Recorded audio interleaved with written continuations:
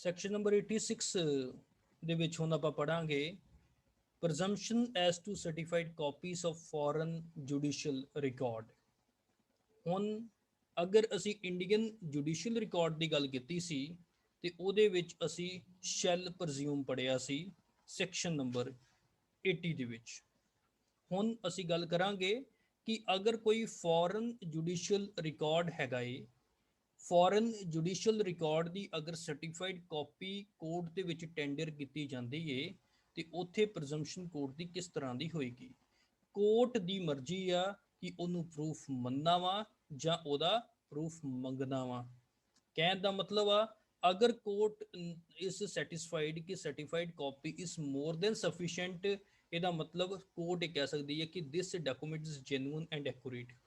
ਪਰ ਅਗਰ ਕੋਰਟ ਨੂੰ ਲੱਗਦਾ ਏ ਕਿ ਮੈਨੂੰ ਇਸ ਦੇ ਲਈ ਐਵੀਡੈਂਸ ਲੈਣ ਦੀ ਲੋੜ ਹੈਗੀ ਆ, then the court can call for the evidence of the same। that provision has been given in section number 86। तो की लिखा है जी, the court may presume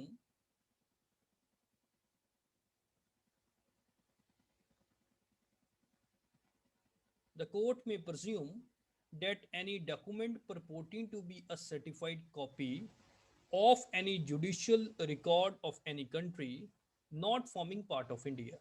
अगर कोई कंट्री इंडिया का पार्ट नहीं हैगा ते जां मैजेस्टी डोमेनियन का मतलब कि इंग्लैंड की रानी का पार्ट अगर कोई कंट्री नहीं हैगी, वो डॉकूमेंट की सर्टिफाइड कॉपी जेन्युइन आ, कोर्ट में प्रज्यूम कर सकती है, मान सकती है तो कोर्ट एविडेंस मंग भी सकती है। The court may presume that any document purporting to be a certified copy of any judicial record of any country not forming part of India or of Her Majesty's Dominion is genuine and accurate। If the document purport to be certified, अगर उस document ਨੂੰ certified ਕੀਤਾ ਗਿਆ है in any manner which is certified by any representative of the central government।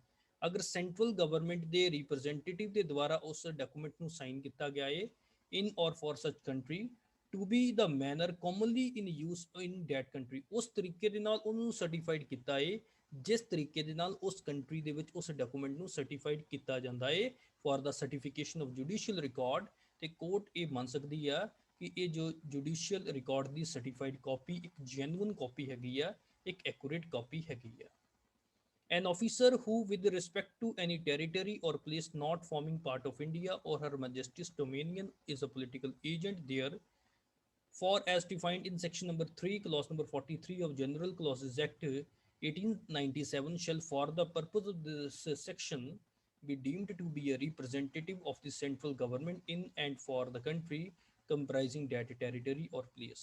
ਇਹਦੇ ਵਿੱਚ ਇਹੀ ਗੱਲ ਦੱਸੀ ਆ ਕਿ ਅਗਰ ਕੋਈ ਆਫੀਸਰ ਉਸ ਕੰਟਰੀ ਦੇ ਵਿੱਚ ਹੈਗਾ ਏ ਜੋ ਕਿ ਇੰਡੀਆ ਦਾ ਪਾਰਟ ਨਹੀਂ ਹੈਗੀ, ਜਿਸ ਨੂੰ ਜਨਰਲ ਕਲੌਸਸ ਐਕਟ ਦੇ ਸੈਕਸ਼ਨ 3 ਕਲੌਸ ਨੰਬਰ 43 ਦੇ ਵਿੱਚ ਪੋਲੀਟੀਕਲ ਏਜੰਟ ਦਾ ਦਰਜਾ ਦਿੱਤਾ ਏ, ਤੇ ਉਸ ਬੰਦੇ ਨੂੰ ਅਸੀਂ ਆਥੋਰਾਈਜ਼ਡ ਰਿਪਰੈਜ਼ੈਂਟੇਟਿਵ ਹੀ ਮੰਨਾਂਗੇ ਉਸ ਕੰਟਰੀ ਦਾ।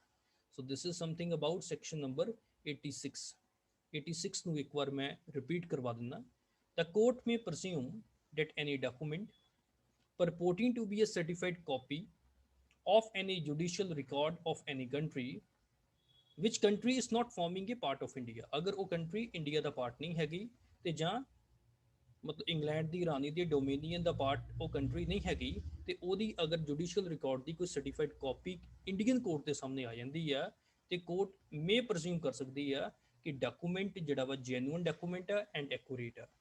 कदों जेन्युइन ते एक्यूरेट बनेगी अगर डॉकूमेंट नूं सर्टिफाइड किया वा in any manner which is certified by any representative of the central government in or for such country to be the manner commonly in use in that country for the certification of judicial record। ਉਸ ਤੋਂ ਬਾਅਦ ਅਗਲੇ ਪੈਰੇ ਦੇ ਵਿੱਚ ਦੱਸਿਆ ਹੈ an officer who with respect to any territory or place not forming part of India or Her Majesty's Dominion is a political agent there। अगर कोई ऑफिसर उस कंट्री ਦੇ ਵਿੱਚ ਪੋਲੀਟੀਕਲ ਏਜੰਟ ਆ ਜਿਸ ਨੂੰ ਜਨਰਲ ਕਲੌਸਸ ਐਕਟ ਦੇ ਸੈਕਸ਼ਨ ਨੰਬਰ 3 ਕਲੌਸ ਨੰਬਰ 43 ਦੇ ਵਿੱਚ ਡਿਫਾਈਨ ਕੀਤਾ ਗਿਆ ਹੈ ਉਸ ਕੰਟਰੀ ਦਾ ਰਿਪਰੈਜ਼ੈਂਟੇਟਿਵ, ਤੇ ਉਸ ਵਿਅਕਤੀ ਨੂੰ ਰਿਪਰੈਜ਼ੈਂਟੇਟਿਵ ਉਸ ਕੰਟਰੀ ਦਾ ਅਸੀਂ ਮੰਨ ਲਾਂਗੇ। ਹੁਣ ਅਸੀਂ ਗੱਲ ਕਰਦੇ ਹਾਂ ਸੈਕਸ਼ਨ ਨੰਬਰ 87 ਦੇ ਬਾਰੇ। ਹੁਣ ਫਿਰ ਤੁਸੀਂ ਕਹਿਣਾ ਕਿ ਮੈਪ ਚਾਰਟ ਦੀ ਪਹਿਲਾਂ ਵੀ ਇਹਨਾਂ ਨੇ ਗੱਲ ਕੀਤੀ ਸੀ ਮੈਪ ਚਾਰਟ ਦੀ ਹੁਣ ਦੁਬਾਰਾ ਗੱਲ ਕਰਨ ਲੱਗੇ ਆ। ਇੱਥੇ ਇਹ ਗੱਲ ਬੜੀ ਇੰਪੋਰਟੈਂਟ ਹੈ ਦੇਖਣ ਵਾਲੀ। ਸੈਕਸ਼ਨ ਨੰਬਰ 83 ਦੇ ਵਿੱਚ ਅਸੀਂ ਮੈਪ ਔਰ ਪਲਾਨ ਦੀ ਜਿਹੜੀ ਗੱਲ ਕੀਤੀ ਸੀ ਉਹ ਸੈਂਟਰਲ ਗਵਰਨਮੈਂਟ ਦੀ ਅਥਾਰਟੀ ਦੇ ਨਾਲ ਪ੍ਰਪੇਅਰ ਹੋਈ ਸੀ। ਪਰ ਹੁਣ ਜਿਹੜੀ ਅਸੀਂ ਗੱਲ ਕਰਨ ਲੱਗੇ ਆ ਬੁੱਕਸ, ਮੈਪਸ ਤੇ ਚਾਰਟਸ ਦੇ ਬਾਰੇ, ਇਹਨਾਂ ਦੇ ਬਾਰੇ ਆਪਾਂ ਸੈਕਸ਼ਨ 87 ਚ ਦੇਖੋ ਕੀ ਗੱਲ ਕਰਨ ਲੱਗੇ ਆ। The court may presume that any book to which it may refer for information on matter of public or general interest, ਅਗਰ ਕੋਈ ਕਿਤਾਬ ਨੂੰ ਕਿਸੇ ਕੋਰਟ ਨੇ ਰੈਫਰ ਕੀਤਾ ਇਨਫੋਰਮੇਸ਼ਨ ਪੁਆਇੰਟ ਆਫ View ਦੇ ਨਾਲ, ਪਬਲਿਕ ਜਾਂ ਜਨਰਲ ਇੰਟਰਸਟ ਦੀ ਹੈਗੀ ਹੈ, ਫੋਰ ਐਗਜ਼ਾਮਪਲ ਪੰਜਾਬ ਦੀ ਇੱਕ ਕਿਤਾਬ ਹੈਗੀ ਸਾਡਾ ਪੰਜਾਬ, ਉਸ ਕਿਤਾਬ ਨੂੰ ਰੈਫਰ ਕੀਤਾ, ਤੇ ਜਾਂ ਫੋਰ ਐਗਜ਼ਾਮਪਲ ਮੇਰੀ ਕੋਈ CPC ਦੀ ਕਿਤਾਬ ਆ ਗਈ ਜਾਂ ਇੰਡੀਅਨ ਐਵੀਡੈਂਸ ਐਕਟ 1872 ਦੀ ਕਿਤਾਬ ਆ ਗਈ, ਉਸ ਨੂੰ ਕੋਰਟ ਨੇ ਪ੍ਰਜ਼ਿਊਮ ਮਤਲਬ ਕਿ ਰੈਫਰ ਕੀਤਾ ਫॉर ਦੀ ਇਨਫੋਰਮੇਸ਼ਨ। ਤੇ ਜਾਂ ਅਗਰ ਕੋਈ ਪਬਲਿਸ਼ਡ ਮੈਪ ਜਾਂ ਚਾਰਟ ਹੈਗਾ ਏ, the statement of which are relevant fact, ਜਿਹਦੇ ਵਿੱਚ ਜੋ ਸਟੇਟਮੈਂਟ ਹੈ ਰੈਲੀਵੈਂਟ ਫੈਕਟ ਦੇ ਬਾਰੇ ਦੱਸੀਆਂ ਨੇ, and which is produced for it's inspection, ਤੇ ਜੋ ਕੋਰਟ ਦੇ ਸਾਹਮਣੇ ਪੇਸ਼ ਕੀਤੀ ਗਈ ਸੀ ਇਨਸਪੈਕਸ਼ਨ ਦੇ ਲਈ, was written and published by the person, ਇਹ ਸੱਚਮੁੱਚ ਇਸ ਕਿਤਾਬ ਨੂੰ ਉਸ ਵਿਅਕਤੀ ਦੇ ਦੁਆਰਾ ਹੀ ਪਬਲਿਸ਼ ਕੀਤਾ ਗਿਆ ਸੀ, ਉਸ ਵਿਅਕਤੀ ਦੇ ਦੁਆਰਾ ਹੀ ਲਿਖਿਆ ਗਿਆ ਸੀ ਜਿਸ ਵਿਅਕਤੀ ਦੇ ਦੁਆਰਾ ਇਹ ਅਲੈਜ ਕੀਤਾ ਜਾ ਰਿਹਾ ਕਿ ਇਸ ਵਿਅਕਤੀ ਨੇ ਕਿਤਾਬ ਪਬਲਿਸ਼ ਕੀਤੀ ਸੀ। And at the time and place by whom or at which it purport to have been written or published, ਤੇ ਇਸ ਕਿਤਾਬ ਨੂੰ ਉਸ ਟਾਈਮ ਦੇ ਉੱਤੇ ਛਾਪਿਆ ਗਿਆ ਸੀ ਜਿਸ ਐਡੀਸ਼ਨ ਦੇ ਬਾਰੇ ਉਸ ਕਿਤਾਬ ਦੇ ਵਿੱਚ ਲਿਖਿਆ ਹੋਇਆ ਹੈ। ਤਾਂ ਕੋਰਟ ਇਸ ਗੱਲ ਨੂੰ ਪ੍ਰਜ਼ਿਊਮ ਕਰ ਸਕਦੀ ਆ ਤੇ ਜਾਂ ਕੋਰਟ ਇਸ ਦੇ ਲਈ ਐਵੀਡੈਂਸ ਵੀ ਮੰਗ ਸਕਦੀ ਆ, ਡਿਮਾਂਡ ਕਰ ਸਕਦੀ ਹੈ। तो ਸੈਕਸ਼ਨ ਨੰਬਰ 87 ਮੈਂ ਰਿਪੀਟ ਕਰ ਦਿੰਦਾ, ਇਹਦੇ ਵਿੱਚ map or chart, simple map or charts ਦੀ ਗੱਲ ਕੀਤੀ ਆ ਜਿਸ ਨੂੰ without the authority of central or state government publish ਕੀਤਾ ਗਿਆ ਸੀ। Section number 87 presumption as to books, map and charts.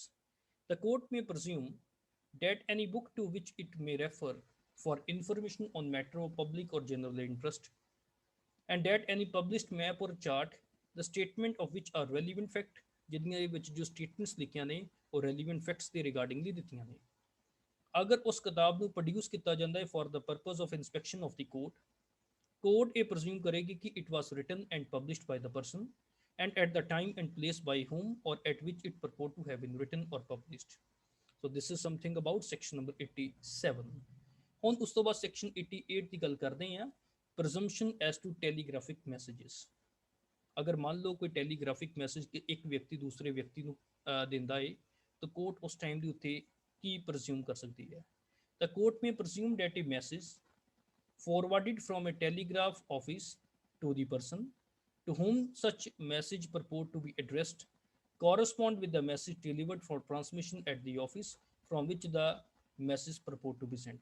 ਕਹਿਣ ਦਾ ਮਤਲਬ ਅਗਰ A ਨੇ B ਨੂੰ ਅਗਰ ਕੋਈ ਮੈਸੇਜ ਭੇਜਿਆ ਸੀ ਤੇ B ਨੇ ਉਹ ਮੈਸੇਜ ਰਿਸੀਵ ਕੀਤਾ ਤੇ ਉਹਦੇ ਵਿੱਚ ਨੰਬਰ A ਦਾ ਆਣ ਡਿਆ ਵਾ, ਤਾਂ ਕੋਰਟ ਇਹ ਪ੍ਰਜ਼ਿਊਮ ਕਰੇਗੀ ਕਿ ਇਹ ਮੈਸੇਜ A ਦੇ ਦੁਆਰਾ ਹੀ ਸੈਂਡ ਕੀਤਾ ਗਿਆ ਸੀ। But the court shall not make any presumption ਕਿ ਇਹ A ਦੇ ਨੰਬਰ ਤੋਂ ਹੀ ਆਇਆ ਸੀ, ਪਰ ਕੋਰਟ ਇੱਥੇ ਇਹ ਪ੍ਰਜ਼ੰਪਸ਼ਨ ਨਹੀਂ ਲਾ ਸਕਦੀ ਕਿ ਇਸ ਮੈਸੇਜ ਨੂੰ ਕਰਨ ਵਾਲਾ ਵਿਅਕਤੀ A ਹੀ ਹੈਗਾ ਸੀ।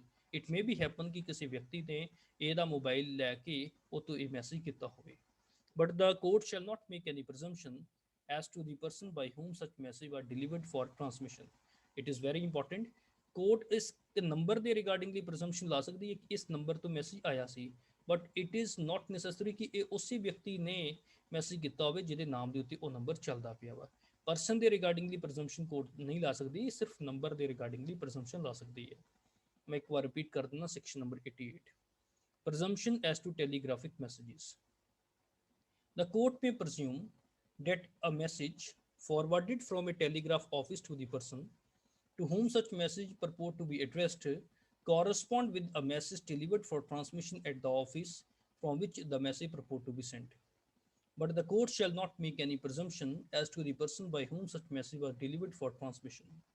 Section number 88 ਦੀ ਗੱਲ 88A ਦੀ ਗੱਲ ਕਰਦੇ ਹਾਂ, presumption as to electronic messages. तो पहले नंबर ਦੇ ਉੱਤੇ ਤਾਂ ਟੈਲੀਗ੍ਰਾਫਿਕ ਮੈਸੇजेस ਦੀ, ਹੁਣ ਇਲੈਕਟ੍ਰੋਨਿਕ ਮੈਸੇजेस ਦੀ ਗੱਲ ਆ ਗਈ। ਸੌਰੀ ਮੈਂ ਥੋੜਾ ਜਿਹਾ ਉੱਪਰ ਗਲਤ ਗੱਲ ਕਰ ਗਿਆ, ਹੁਣ ਆਪਾਂ ਇਲੈਕਟ੍ਰੋਨਿਕ ਮੈਸੇजेस ਦੀ ਇੱਥੇ ਗੱਲ ਕਰਾਂਗੇ। ਆਈ ਥਿੰਕ ਮੈਂ ਐਡਵਾਂਸ ਵਿੱਚ ਸਮਝਾ ਗਿਆ। The court may presume that an electronic message forwarded by the originator through an electronic mail server to the addressee to whom the message purport to be addressed correspond with the message as fed into his computer for transmission. ਮੰਨ ਲਓ ਅਗਰ ਮੈਂ ਕੋਈ ਤੁਹਾਨੂੰ message text ਕਰਕੇ ਪਾਉਂਦਾ ਵਾਂ ਤੇ ਤੁਹਾਨੂੰ ਕੋਈ ਮੈਸੇਜ ਰਿਸੀਵ ਹੁੰਦਾ ਏ ਤੇ ਕੋਰਟ ਉਸ ਟਾਈਮ ਦੇ ਉੱਤੇ ਇਹ ਪ੍ਰਜ਼ਿਊਮ ਕਰੇਗੀ ਕਿ ਜੋ ਮੈਸੇਜ ਦੂਸਰੇ ਰੈਸਿਪੀਐਂਟ ਨੂੰ ਰਿਸੀਵ ਹੋਇਆ ਵਾ ਇਹੀ ਮੈਸੇਜ ਦੂਸਰੇ ਵਿਅਕਤੀ ਨੇ ਟਾਈਪ ਕਰਕੇ ਪਾਇਆ ਸੀ। ਪਰ ਇੱਕ ਗੱਲ ਹੈਗੀ ਹੈ ਕਿ ਕਿਹੜੇ ਵਿਅਕਤੀ ਨੇ ਇਹ ਮੈਸੇਜ ਟਾਈਪ ਕਰਕੇ ਪਾਇਆ ਸੀ, ਕੋਰਟ ਇਸ ਦੇ ਰਿਗਾਰਡਿੰਗਲੀ ਕੋਈ ਪ੍ਰਜ਼ੰਪਸ਼ਨ ਨਹੀਂ ਲਾ ਸਕਦੀ। But the court shall not make any presumption as to the person by whom such message was sent। ਹੁਣ ਇਸ ਐਕਸਪਲੇਨੇਸ਼ਨ ਦੇ ਵਿੱਚ ਐਡਰੈਸੀ ਤੇ ਓਰੀਜੀਨੇਟਰ ਦਾ ਜੋ ਸਾਨੂੰ ਮਤਲਬ ਹੈ ਉਹ ਇਨਫੋਰਮੇਸ਼ਨ ਟੈਕਨੋਲੋਜੀ ਐਕਟ ਦੇ ਸੈਕਸ਼ਨ ਨੰਬਰ 2 ਦੇ ਵਿੱਚ ਮਿਲੇਗਾ। So this is something about section number 88A। ਮੈਂ ਇੱਕ ਵਾਰ ਰਿਪੀਟ ਕਰਵਾ ਦਿੰਦਾ section number 88A। Presumption as to electronic messages. The court may presume that an electronic message forwarded by the originator through an electronic mail server to the addressee to whom the message purport to be addressed correspond with the message as fed into his computer for transmission. But the court shall not make any presumption as to the person by whom such message was sent. Explanation ਦੇ ਵਿੱਚ ਦੱਸਿਆ ਹੈ, for the purpose of this section, the expression addressee and originator shall have the same meaning respectively assigned to them in clause number B and clause number ZA of subsection 1 of section 2 of Information Technology 2000, which is 21st Act of 2000। ਹੁਣ ਗੱਲ ਕਰਦੀ ਹੈ section number 89 ਦੀ। Section number 89 ਕੀ ਕਹਿ ਰਿਹਾ ਹੈ? Presumption as to due execution etc. of document not produced। It is very important।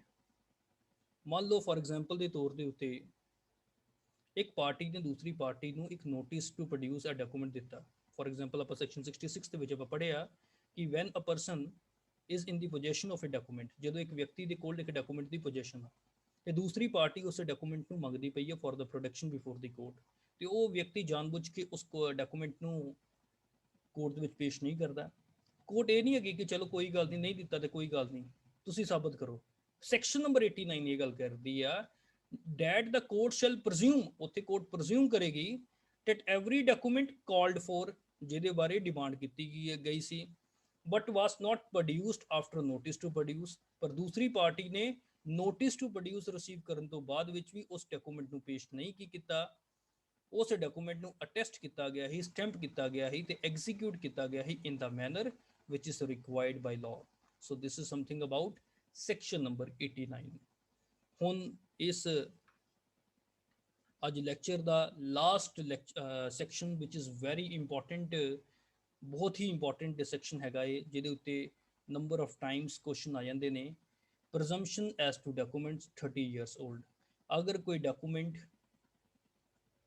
Court ਦੇ ਵਿੱਚ ਅਸੀਂ ਪੇਸ਼ ਕਰਦੇ ਪਏ ਹਾਂ, ਇੱਕ ਪ੍ਰੋਪਰ ਕਸਟਡੀ ਤੋਂ ਉਹ ਡਾਕੂਮੈਂਟ ਆਇਆ ਏ ਤੇ ਉਹਨੂੰ ਐਗਜ਼ੀਕਿਊਟ ਕੀਤੇ ਵੀ 30 ਸਾਲ ਤੋਂ ਜ਼ਿਆਦਾ ਟਾਈਮ ਹੋ ਗਿਆ ਏ। ਹੁਣ ਇਟ ਮੇ ਹੈਪਨ ਕਿ 30 ਸਾਲ ਬਾਅਦ ਵਿੱਚ ਜਿਹੜੇ ਵਿਅਕਤੀ ਉਸ ਡਾਕੂਮੈਂਟ ਨੂੰ ਐਗਜ਼ੀਕਿਊਟ ਕਰਦੇ ਪਏ ਸੀ ਉਹ ਵਿਅਕਤੀ ਮਰ ਗਏ ਹੋਣ, ਤਾਂ ਉਸ ਟਾਈਮ ਦੇ ਉੱਤੇ ਨਾਲ ਇਹ ਗੱਲ ਵੀ ਆ ਜਾਂਦੀ ਹੈ ਕਿ 30 ਸਾਲ ਪੁਰਾਣਾ ਇੱਕ ਡਾਕੂਮੈਂਟ ਨॉन ਜੈਨੂਇਨ ਤਾਂ ਹੋ ਨਹੀਂ ਸਕਦਾ, 30 ਸਾਲ ਪਹਿਲਾਂ ਤਾਂ ਪਲੈਨਿੰਗ ਕਿਸੇ ਨੇ ਕੀਤੀ ਨਹੀਂ ਹੋ ਸਕਦੀ। ਤਾਂ ਸੈਕਸ਼ਨ ਨੰਬਰ 90 ਉਸ ਟਾਈਮ ਦੇ ਉੱਤੇ ਡਿਸਪੈਂਸ ਵਿਦ ਕਰਦੀ ਆ the requirement to prove any document. ਤਾਂ ਕੀ ਲਿਖਿਆ ਜੀ? Where any document purporting or proved to be 30 years old, ਜਿਹੜਾ ਇੱਕ ਵਿਅਕਤੀ ਕਹਿੰਦਾ ਏ ਕਿ ਇਹ ਡਾਕੂਮੈਂਟ 30 ਸਾਲ ਪੁਰਾਣਾ ਡਾਕੂਮੈਂਟ ਆ ਤੇ ਜਾਂ ਸਾਬਤ ਹੋ ਗਿਆ ਕਿ ਇਹ ਡਾਕੂਮੈਂਟ ਇਨ ਕੁਐਸਚਨ 30 ਸਾਲ ਪੁਰਾਣਾ ਡਾਕੂਮੈਂਟ ਹੈਗਾ ਏ। ਅਗਰ ਕਿਸੇ ਡਾਕੂਮੈਂਟ ਨੂੰ ਪ੍ਰੋਡਿਊਸ ਕੀਤਾ ਜਾਂਦਾ ਏ from any custody which is 30 years old which the court in particular case consider proper, ਤੇ ਉਹ ਜੋ ਕਸਟਡੀ ਆ ਜਿਸ ਵਿਅਕਤੀ ਨੇ ਡਾਕੂਮੈਂਟ ਪੇਸ਼ ਕੀਤਾ ਵਾ, ਕੋਰਟ ਕੰਸੀਡਰ ਕਰਦੀ ਆ ਕਿ ਇਹ ਜੋ ਕਸਟਡੀ ਸੀ ਪ੍ਰੋਪਰ ਕਸਟਡੀ ਹੈਗੀ ਸੀ, ਇਸ ਵਿਅਕਤੀ ਦੇ ਕੋਲ ਹੀ ਡਾਕੂਮੈਂਟ ਹੋਣਾ ਚਾਹੀਦਾ ਸੀ।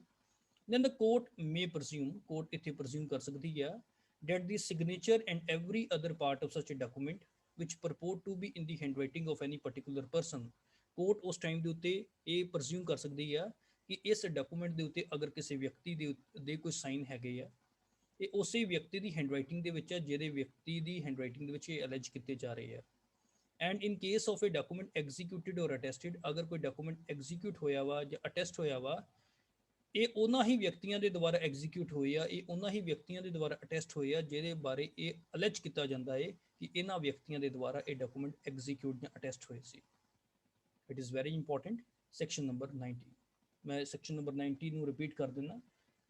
where any document purporting or proved to be 30 years old is produced from any custody which the court in particular case consider proper, the court may presume that signature and every other part of such a document which purport to be in the handwriting of any particular person is in that person's handwriting. And in the case of a document executed or attested, that it was duly executed and attested by the persons by whom it purport to be executed and attested. Explanation ਦੇ ਵਿੱਚ ਹੁਣ proper custody ਦੇ ਬਾਰੇ ਦੱਸਿਆ ਕਿ ਕਦੋਂ ਆਪਾਂ ਕਵਾਂਗੇ ਕਿ ਇੱਕ custody in question proper custody ਹੈ।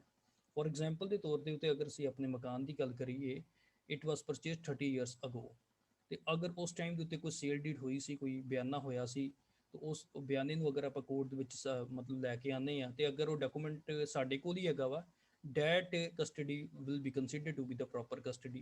If a person is in the possession of a house, ਤੇ ਅਗਰ ਉਹਦੇ ਕੋਲ ਕੋਈ ਡਾਕੂਮੈਂਟ ਹੈਗਾ ਜੋ ਕਿ 30 ਸਾਲ ਪੁਰਾਣਾ ਡਾਕੂਮੈਂਟ ਆ, ਤੇ ਉਹ ਡਾਕੂਮੈਂਟ ਨੂੰ ਆਪਾਂ ਪ੍ਰੋਪਰ ਕਸਟਡੀ ਦੇ ਵਿੱਚ ਹੀ ਮੰਨਾਂਗੇ। तो documents are said to be in proper custody if they are in the place in which, ਅਗਰ ਇਹ ਉਸ ਜਗ੍ਹਾ ਦੇ ਉੱਤੇ ਹੈ ਜਿੱਥੇ ਹੋਣੇ ਚਾਹੀਦੇ ਸੀ, and under the care of the person with whom they naturally be, ਤੇ ਅਗਰ ਉਸ ਵਿਅਕਤੀ ਦੀ ਕਬਜ਼ੇ ਦੇ ਵਿੱਚ ਹੈਗੇ ਆ ਜਿਹਦੇ ਕੋਲ ਹੋਣੇ ਚਾਹੀਦੇ ਸੀ, ਤੇ ਉਹ ਪ੍ਰੋਪਰ ਕਸਟਡੀ ਹੀ ਮੰਨੀ ਜਾਊਗੀ। But no custody is improper if it is proved to have been a legitimate origin। ਅਗਰ ਮੰਨ ਲਓ ਫੋਰ ਐਗਜ਼ਾਮਪਲ ਦੇ ਤੌਰ ਦੇ ਉੱਤੇ ਅਗਰ ਦੋ ਭਰਾ ਹੈਗੇ ਹੀ, ਇੱਕ ਭਰਾ ਬੜਾ ਸ਼ਰੀਫ ਹੈਗਾ ਹੀ, ਇੱਕ ਭਰਾ ਥੋੜਾ ਜਿਹਾ ਸਿਆਣਾ ਹੀ, ਮਤਲਬ ਚਲਾਕ ਨਹੀਂ ਕਹਿ ਸਕਦੇ ਆ, ਤੇ ਸਿਆਣੇ ਨੂੰ ਲੱਗਦਾ ਹੈ ਕਿ ਇਹ ਨਾ ਹੋਵੇ ਕਿ ਜਿਹੜਾ ਭੋਲਾ ਵਾ ਬੰਦਾ ਉਹ ਮਤਲਬ ਕਿ ਮਕਾਨ ਪਰਚੇਸ ਕਰਨ ਤੋਂ ਬਾਅਦ ਵਿੱਚ ਆਪਣਾ ਕੋਈ ਡਾਕੂਮੈਂਟ ਗਵਾ ਦੇਵੇ, ਤੇ ਉਹਨੇ ਡਾਕੂਮੈਂਟ ਆਪਣੀ ਕਸਟਡੀ ਦੇ ਵਿੱਚ ਰੱਖ ਲਿੱਤਾ, ਮਤਲਬ ਕਿ ਇਹਦਾ ਡਾਕੂਮੈਂਟ ਦਾ ਕੀ ਹੈ, ਲੈਜੀਟੀਮੇਟ ਓਰੀਜਨ ਆ। Or if the circumstances of the particular case are such that as to render such an origin probable, ਕਿ ਚਲੋ ਇਹਦੇ ਮਕਾਨ ਦੀ ਰਜਿਸਟਰੀ ਬੀ ਦੇ ਕੋਲ ਪਈ ਆ, that custody can also be said to be the proper custody. Even though B is not in the possession of that house, even then the custody can be said to be the proper custody।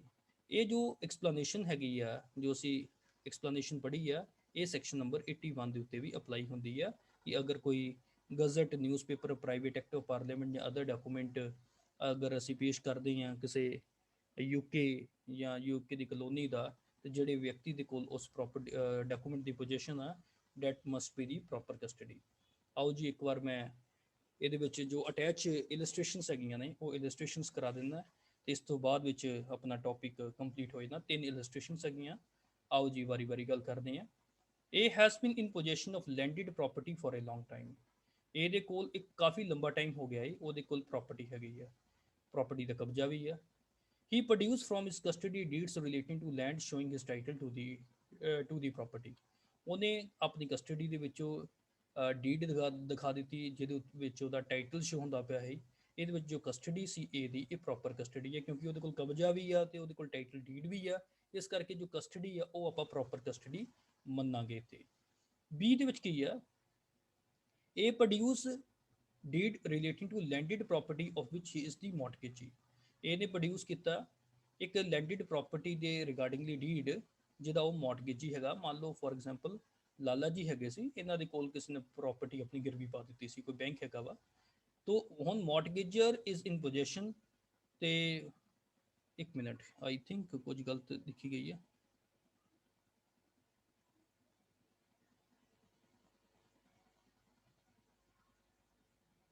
ਹਾਂ, ਮੌਰਟਗੇਜਰ basically is in possession, ਮੌਰਟਗੇਜਰ ਉਸ property ਦੀ possession ਦੇ ਵਿੱਚ ਆ, ਜਦ ਕਿ ਇਹ ਮੌਰਟਗੇਜੀ ਹੈਗਾ ਵਾ। ਹੁਣ ਮੰਨ ਲਓ ਫੋਰ ਐਗਜ਼ਾਮਪਲ ਇਹ ਮੌਰਟਗੇਜ, ਇੱਕ ਵਿਅਕਤੀ ਮੌਰਟਗੇਜਰ ਆ, ਦੂਸਰਾ ਵਿਅਕਤੀ ਮੌਰਟਗੇਜੀ ਆ, ਤਾਂ ਟਾਈਟਲ ਡੀਡ ਕਿਹਦੇ ਕੋਲ ਹੋਊਗੀ, ਮੌਰਟਗੇਜੀ ਦੇ ਕੋਲ ਹੋਊਗੀ।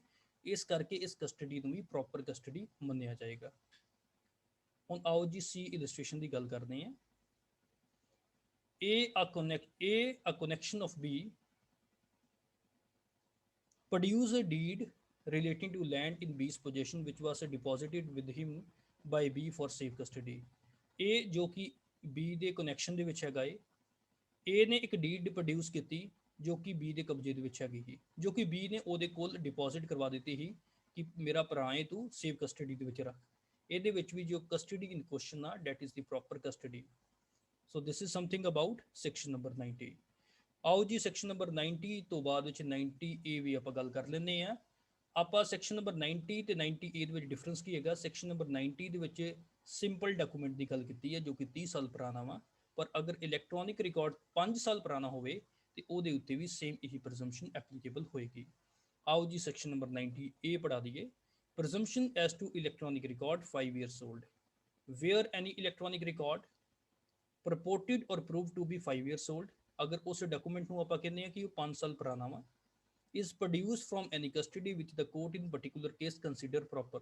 ਅਗਰ ਉਸ ਇਲੈਕਟ੍ਰੋਨਿਕ ਰਿਕਾਰਡ ਨੂੰ ਇੱਕ ਇਦਾਂ ਦੀ ਕਸਟਡੀ ਤੋਂ ਪ੍ਰੋਡਿਊਸ ਕੀਤਾ ਗਿਆ ਹੈ ਜੋ ਕਿ ਕੋਰਟ ਇੱਕ ਪਾਰਟਿਕੂਲਰ ਕੇਸ ਦੇ ਵਿੱਚ ਪ੍ਰੋਪਰ ਕੰਸੀਡਰ ਕਰਦੀ ਹੈ, then the court may presume that the electronic signature which purport to be the electronic signature of any particular person was so affixed by him ਕਿ ਇਹ ਜੋ ਇਲੈਕਟ੍ਰੋਨਿਕ ਸਿਗਨੇਚਰ ਆ ਸੱਚਮੁੱਚ ਉਸੇ ਵਿਅਕਤੀ ਦੀ ਇਲੈਕਟ੍ਰੋਨਿਕ ਸਿਗਨੇਚਰ ਆ ਜਿਸ ਵਿਅਕਤੀ ਦੇ ਬਾਰੇ ਅਸੀਂ ਅਲੈਜ ਕਰਦੇ ਪਏ ਹਾਂ, ਔਰ ਐਨੀ ਪਰਸਨ ਆਥੋਰਾਈਜ਼ਡ ਬਾਈ ਹਿਮ ਇਨ ਦਿਸ ਬਿਹਾਫ। तो ਇੱਥੇ ਐਕਸਪਲੇਨੇਸ਼ਨ ਦੇ ਵਿੱਚ ਇਲੈਕਟ੍ਰੋਨਿਕ ਰਿਕਾਰਡ ਦੀ ਗੱਲ ਕੀਤੀ ਗਈ ਹੈ ਕਿ ਕਦੋਂ ਪ੍ਰੋਪਰ ਕਸਟਡੀ ਹੋਏਗੀ। Electronic record are said to be in proper custody if they are in the place in which and under the care of the person with whom they naturally be। Electronic record ਨੂੰ ਆਪਾਂ proper custody ਦੇ ਵਿੱਚ ਉਦੋਂ ਮੰਨਾਂਗੇ ਜਦੋਂ ਇਹ ਉਸ ਜਗ੍ਹਾ ਦੇ ਉੱਤੇ ਉਹ ਹੈਗੇ ਆ ਜਿੱਥੇ ਹੋਣੇ ਚਾਹੀਦੇ ਸੀ ਤੇ ਉਸ ਵਿਅਕਤੀ ਦੀ ਪੋਜੀਸ਼ਨ ਦੇ ਵਿੱਚ ਆ, ਕੇਅਰ ਦੇ ਵਿੱਚ ਆ, ਜਿਹਦੀ ਕੇਅਰ ਦੇ ਵਿੱਚ ਇਲੈਕਟ੍ਰੋਨਿਕ ਰਿਕਾਰਡ ਹੋਣਾ ਚਾਹੀਦਾ ਸੀ। But no custody is improper if it is proved. ਅਗਰ ਕਿਸੇ ਕਸਟਡੀ ਨੂੰ ਆਪਾਂ ਇੰਪ੍ਰੋਪਰ ਨਹੀਂ ਕਹਿ ਸਕਦੇ ਅਗਰ ਪ੍ਰੂਫ ਕਰ ਦਿੰਦੇ ਆ ਕਿ ਉਸ ਵਿਅਕਤੀ ਦੀ ਕਸਟਡੀ ਦਾ ਲੈਜੀਟੀਮੇਟ ਓਰੀਜਨ ਹੈਗਾ ਵਾ, ਔਰ the circumstances of the particular case are such that ਜਾਂ circumstances ਇੱਕ particular case ਦੇ ਇਦਾਂ ਦੇ ਹੈਗੇ ਸੀ ਕਿ ਉਸ ਵਿਅਕਤੀ ਦੇ ਕੋਲ ਇਲੈਕਟ੍ਰੋਨਿਕ ਰਿਕਾਰਡ ਦਾ ਹੋਣਾ ਪ੍ਰੋਬੇਬਲ ਹੈਗਾ ਸੀ, ਔਰ the circumstances of the particular case are such as to render such an origin probable। तो ਇਹਦੀ ਜੋ ਐਕਸਪਲੇਨੇਸ਼ਨ ਆ ਸੈਕਸ਼ਨ ਨੰਬਰ 90 ਏ ਦੀ ਉਹ 81 ਏ ਦੇ ਉੱਤੇ ਵੀ ਅਪਲਾਈ ਹੋਏਗੀ ਜਦੋਂ ਅਸੀਂ ਇਲੈਕਟ੍ਰੋਨਿਕ ਫਾਰਮ ਦੇ ਵਿੱਚ ਕੋਈ ਗਜ਼ਟ ਮੇਨਟੇਨ ਕਰਦੇ ਹਾਂ। So this is something about section number 86 to 890A।